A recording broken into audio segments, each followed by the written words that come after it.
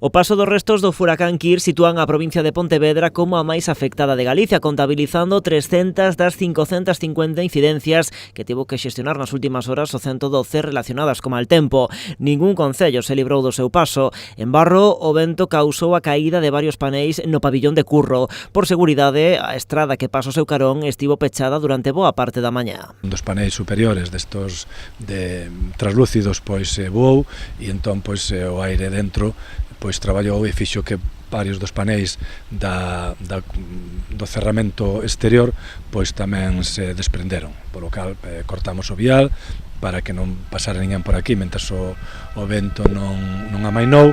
Ao mesmo tempo, tamén se suspenderon as clases na unitaria anexo ao pabillón. En Pontecesures, as clases tamén quedaron suspendidas hoxe no CPI e na Escola Infantil Municipal. Ali caeu parte do tellado do colexio e a caída dunha árbore obrigou a pechar a estrada de acceso dende o Pino Manso.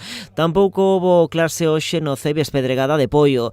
No municipio, o temporal tamén impactou con forza. Así quedou este chiringuito da praia de Lourido tras o impacto de Kirk. En todo o concello houbo nas últimas horas multitude de incidencias, salientando a caída de árbores, postes e muros en varios puntos. Tuvemos varias caídas de árbores, varias caídas de tendidos, en algún sitio tamén roturas de cableado, en algún centro tamén algunha caída no que son nos patios interiores.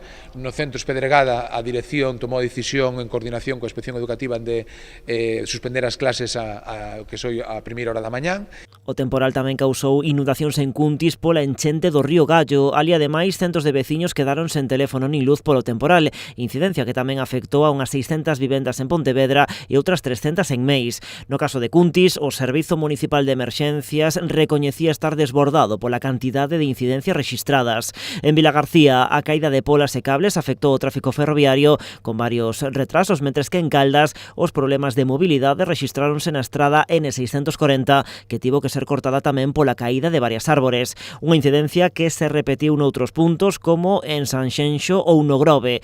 Ali, así e todo, mantiveron a actividade na carpa do Marisco, logo de que os enxeñeiros responsables desa instalación reforzasen a estructura. Neste municipio, a zona máis afectada foi a costa de San Vicente. De feito, as clases quedaron tamén suspendidas nesta xornada no Colexio das Bizocas polo desprendemento de varias chapas.